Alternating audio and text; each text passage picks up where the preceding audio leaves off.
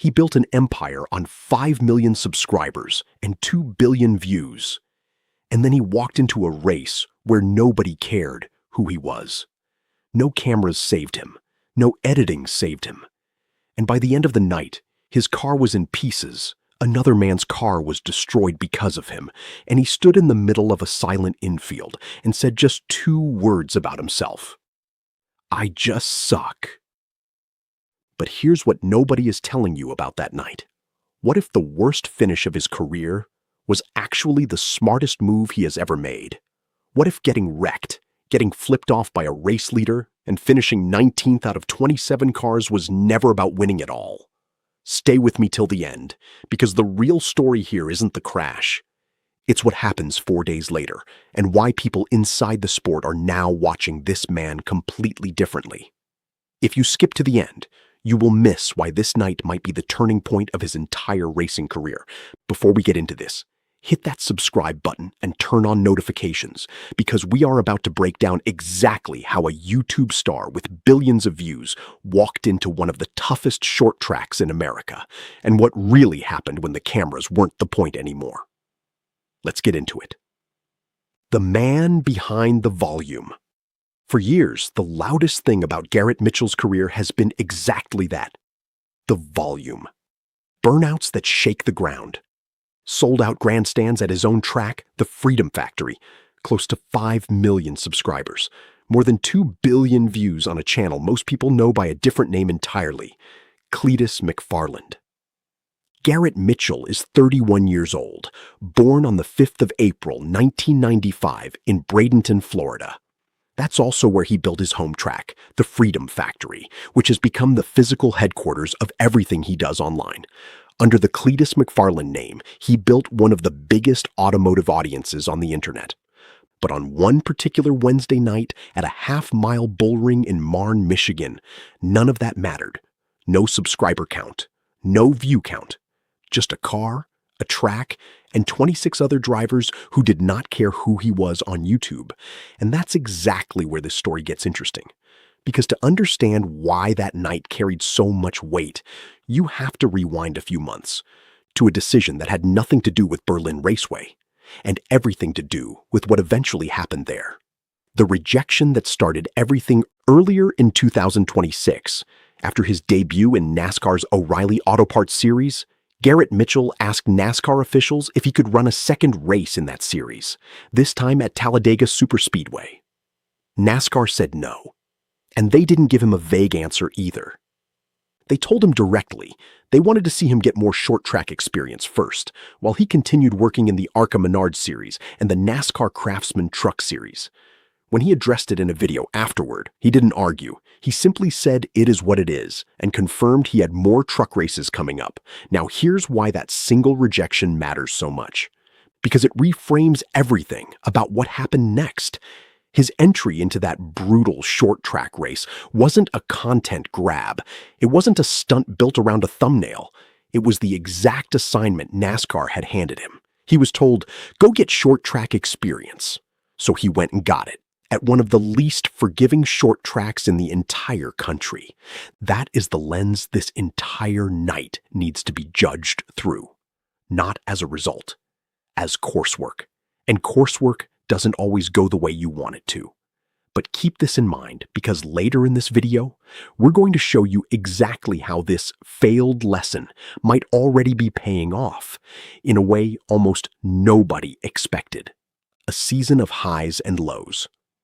2026 has been a big season for Garrett Mitchell on the racing side. Across the year, he made a combined 9 starts spread across 2 ARCA divisions and 2 NASCAR National Series. The ARCA Menard Series, ARCA Menard Series East, the NASCAR O'Reilly Auto Parts Series, and the NASCAR Craftsman Truck Series. The high points were real. On the 25th of April, he finished second in the ARCA Menard Series race at Talladega Superspeedway. On the 4th of April, 4th place in the ARCA Menard Series East event at Rockingham Speedway. On the 14th of February, 11th place in the ARCA Menard Series race at Daytona International Speedway. But the low points were just as real, and they deserve to be said plainly instead of glossed over. On the 4th of April, he finished 32nd in the North Carolina Education Lottery 250 at Rockingham Speedway in NASCAR's O'Reilly Auto Parts Series. On the 30th of May, 35th place in the Sports Illustrated Resorts 250 at Nashville Superspeedway. And on the 14th of February, in his NASCAR Craftsman Truck Series debut at Daytona, he finished 37th. There's also something running underneath this entire season that most people watching don't fully understand. Something personal. The man he called his mentor, Greg Biffle, the veteran NASCAR driver who had become a close friend and racing mentor to Garrett Mitchell, died in a plane crash on the 18th of December along with his family. Biffle had personally advised Mitchell during his ARCA debut at Daytona International Speedway. Mitchell spoke at the gathering of remembrance for Biffle, and since then, he has carried a phrase through his entire season, "Be like Biff." Now hold that thought, because it becomes very important when you understand exactly what track he chose to walk into next, and why some people in the industry believe he did it partly in Biffle's memory. Look again at the list of tracks he'd raced all year: Daytona, Talladega, Kansas Speedway, Michigan International Speedway, Nashville Superspeedway, Rockingham Speedway, Superspeedways, intermediate tracks, drafting, pack racing, long, sweeping corners where aerodynamics do most of the work for you. Berlin Raceway is not that. It is not even close to that. The track that doesn't forgive mistakes. Berlin Raceway sits in Marne, Michigan, and measures 438 thousandths of a mile. It is a high-banked bull ring, well under half a mile total, where cars get loose without warning, and the margin for error is razor thin. The best description of this place doesn't come from a stat sheet. It comes from Carson Hocevar, a NASCAR Cup Series driver, a friend of Garrett Mitchell, and a previous winner of this exact race. His words on Berlin Raceway were blunt. "There's never been a perfect race car at Berlin. It's just about who's the best of the worst in handling. That is the track Garrett Mitchell picked for his first ever super late model start. And the field he chose to do it against was not soft. Not even a little. The field that showed no mercy. 27 cars took the green flag that night in the Tecton 250 battle at Berlin, racing for a $40,000 winner's prize over 250 laps. Bubba Pollard was in that field, widely regarded as one of the greatest super late model drivers of all time. Carson Hocevar was there, a Cup Series regular and the 2024 winner of this very race. Ty Majeski was there, a NASCAR Craftsman Truck Series champion and, just months earlier, the winner of Berlin's other marquee event, the Money in the Bank 150. Tristan McKee was there, a rising young talent, still a teenager, already turning heads in pavement racing. Beyond those names, the entry list included Terry Seneker, Joey Doiron, Trayton Lapsevich, Evan Sotko, and other established short-track veterans with years, sometimes decades, of experience at this exact level. Here's the sentence that frames the entire night. This was lap one of Garrett Mitchell's entire super late model career against people who have been racing this specific car on this specific type of track for decades. Now think about that for a second, because what happens next only makes sense once you understand just how outmatched he was walking in. Qualifying, the first reality check. Qualifying placed him 22nd in a 27-car field. That number deserves an honest reading, not a generous one. It is mid-pack toward the back. Not a competitive starting spot by any measure.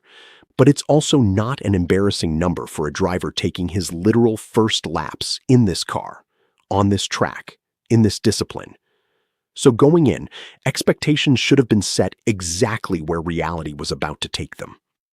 And reality did not wait long to show up. The first sign of trouble. Early in the race, Garrett Mitchell spun while trying to avoid an incident developing ahead of him. He kept the car off the wall. He recovered it. He rejoined the field without ending his night right then and there. At a track shaped like Berlin, with banking that tight and walls that close, a spin at speed very often ends in the fence. this one didn't. And that save deserves credit on its own, because a lot of rookies in that exact moment don't walk away with a drivable car. Through the middle of the race, it became a grind, rubbed fenders, a tire rub, the ordinary physical toll of short-track racing while he was learning the surface of the track in real time, under race conditions, with no second chances. And then came the moment that has been shared everywhere since ARM, and the moment almost everyone is reading completely wrong. The gesture. Everyone misunderstood. While being put a lap down by race leader Evan Sotko, contact between the two cars happened, and Sotko gave Mitchell the middle finger as he went past. It's easy to file that under embarrassment. It's easy to laugh at the clip and move on, but here's the more accurate read. A driver sitting quietly at the back of the field, staying out of everyone's way, does not draw a reaction like that from the race leader. That gesture is proof he was close enough to the leader's racing line to actually require navigating around. He was an obstacle in the groove, not a car parked harmlessly at the bottom of the track. In other words, the disrespect was actually a sign he was in the way of real racing. Keep that in mind, because it becomes very relevant to how people inside the sport reacted afterward. Meanwhile, up front, the real fight for the win was building into the most dramatic sequence of the entire night. The battle for the win. Evan Sotko, who had won this race a few years earlier, led much of the 250 laps. But with just under 15 laps remaining, trouble started to show.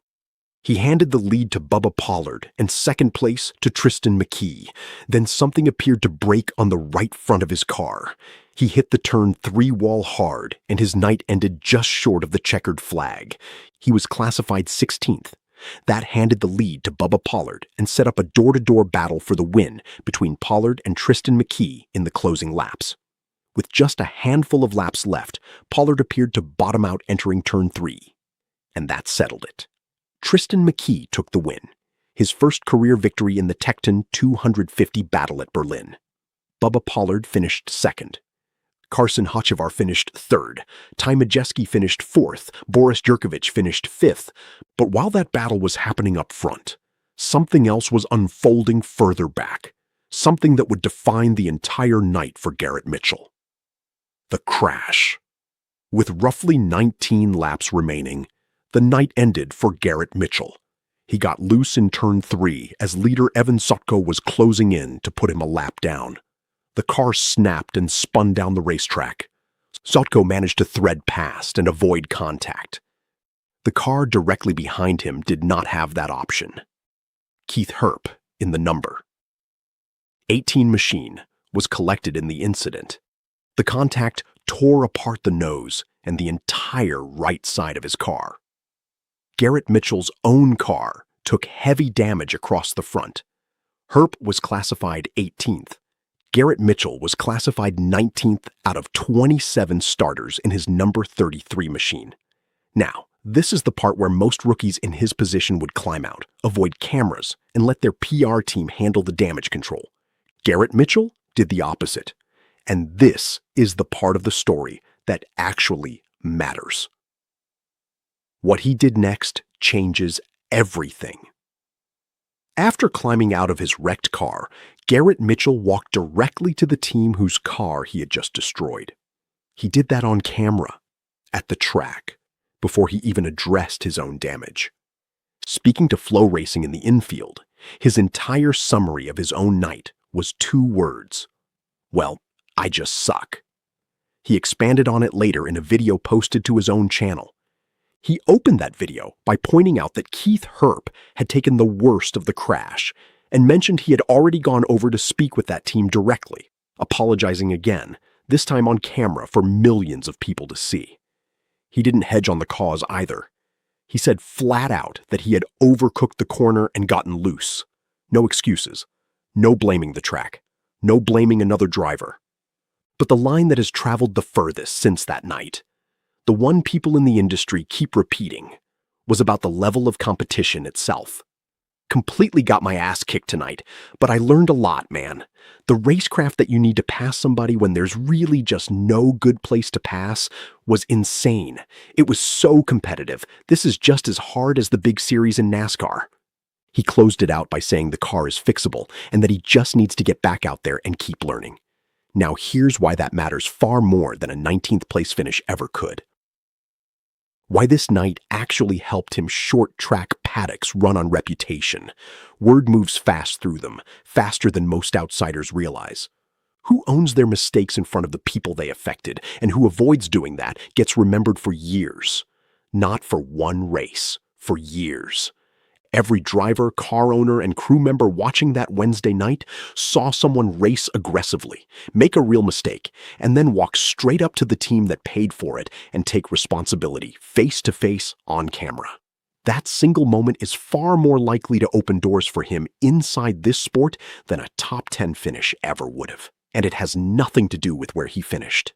That's the part almost nobody talking about this crash online seems to understand. But here's where the story gets even more interesting, because the turnaround from this disaster was almost immediate. The very next test was already waiting. The timeline here is brutally short. Just days after wrecking his super late model at Berlin, the very first race of the Cleetus McFarland late model series was scheduled at the very same track, Berlin Raceway. A 75-lap event, paying $20,000 to win, run as part of his own Michigan 100 and Burnout Rivals weekend. Now here's the distinction almost every other channel covering this story is getting wrong. That late model series is a pro late model package, a lower specification, reduced horsepower, and a field he sits much closer to the middle of. It is a completely different test than the super late model field he had just been humbled by. Not the same danger, not the same intensity. But the open question heading into it was simple: equipment. He said the damage from the crash was repairable. Whether a repaired chassis or a backup car entirely would actually make it to the track on a 2-day turnaround was not publicly confirmed going in. And that uncertainty is exactly the kind of thing that keeps a story like this alive. What's next on the calendar? Beyond that late model event, the calendar keeps going. On the 23rd of October, Garrett Mitchell is scheduled to return to the NASCAR Craftsman Truck Series, driving the number 4 truck for Nice Motorsports at Talladega Superspeedway, the exact track category where his season began this year, which means everything that happened at Berlin, the qualifying, the spin, the middle finger, the crash, the apology, all of it gets tested again on a completely different kind of track in front of a completely different level of competition. The honest accounting. So here's the honest version of that night at Berlin Raceway, without the spin, without the excuses. He qualified 22nd. He was lapped by the race leader. He was slower than the front of the field for the entire race. He spun with 19 laps remaining, destroyed the front of a car he had owned for a matter of weeks, and ended the night of another competitor who had done absolutely nothing wrong. He finished 19th of 27. And yet, he walked out of that racetrack with a stronger standing in the short track community than he carried into it. Because he stood there, next to the wreckage that proved every word true, and said out loud that grassroots racing is just as hard as the big leagues of NASCAR. So here's what we want to know from you. Does a wreck in a rookie debut at a track like Berlin Raceway actually carry meaning? Or is 19th place simply 19th place, no matter what he said afterward?